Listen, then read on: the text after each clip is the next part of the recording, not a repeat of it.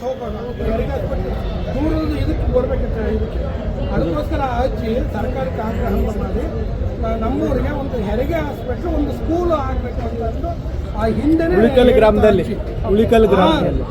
ಅದು ನಾನು ಸರ್ಕಾರಕ್ಕೆ ಎಲ್ರಿಗೂ ಹೇಳ್ತೀನಿ. ಈಗ ಅವರ ಅಜ್ಜಿ ಆಲ್ರೆಡಿ ಹೇಳಿದ್ದಾರೆ ಈಡೇರಿಲ್ಲ. ಕೆಲವೊಂದು ವಿಡಿಯೋಗಳಲ್ಲಿ ಇದೆ ಇವೆರಡೇ ಹುಟ್ಟಿದ ಊರಲ್ಲಿ ಒಂದು ಹೆರಿಗೆ ಹಾಸ್ಪಿಟ್ಲ್ ಆಗಬೇಕು, ಇನ್ನೊಂದು ಉನ್ನತ ಮಟ್ಟದ ಒಂದು ಸ್ಕೂಲ್ ಆಗಬೇಕು ಅಂತ ಅಜ್ಜಿ ಭಾಳ ಇದು ಆಸೆ ಪಟ್ಟಿದ್ದು.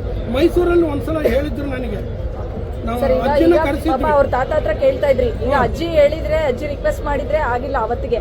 ಸೊ ಈಗ ಇವರು ರಿಕ್ವೆಸ್ಟ್ ಮಾಡಿದ್ರೆ ಆಗುತ್ತೆ ಅನ್ನೋದು ಆಗುತ್ತೆ. ಯಾಕಂದ್ರೆ ಅಜ್ಜಿ ಒಡ ಹುಟ್ಟಿದವ್ರು ಇವ್ರ ಮಾತು ಸರ್ಕಾರ ಕೇಳುತ್ತೆ, ಬೇರೆ ಯಾರು ಕೇಳಲ್ಲ. ಈ ಅಜ್ಜಿ ಇಬ್ರು ಇದಾರಲ್ಲ, ಇವ್ರು ಒಡ ಹುಟ್ಟಿದವರು. ಈ ಒಡ ಹುಟ್ಟಿದವ್ರು ಇವ್ರು ಹೇಳಿದ್ರೆ ಸರ್ಕಾರ ಮಾತು ಕೇಳುತ್ತೆ. ನಾನು ರಿಕ್ವೆಸ್ಟ್ ಮಾಡ್ಕೊಳ್ಳೋದು ಅಷ್ಟೇ. ಸರ್ಕಾರ ಈ ಸ್ವಂತಕ್ಕೆ ಕೇಳಲಿಲ್ಲ, ಅವರು ಎಲ್ರಿಗೂ ಕೇಳಿದ್ರು, ತನ್ನ ಸ್ವಂತಕ್ಕೆ ಏನು ಕೇಳಲಿಲ್ಲ. ಆ ಅಜ್ಜಿನ ಋಣ ತೀರ್ಸಕ್ಕೆ ಯಾರಿಗೂ ಸಾಧ್ಯ ಇಲ್ಲ. ಈಗ ಅದು ಉಳಿಸ್ಕೊಂಡು ಹೋದ್ರೆ ಸಾಕು. ಅದರ ಸರ್ಕಾರಕ್ಕೆ ಅವ್ರ ಕೊನೆ ಆಸೆ ಈಡೇರಿಸ್ತೀವಿ.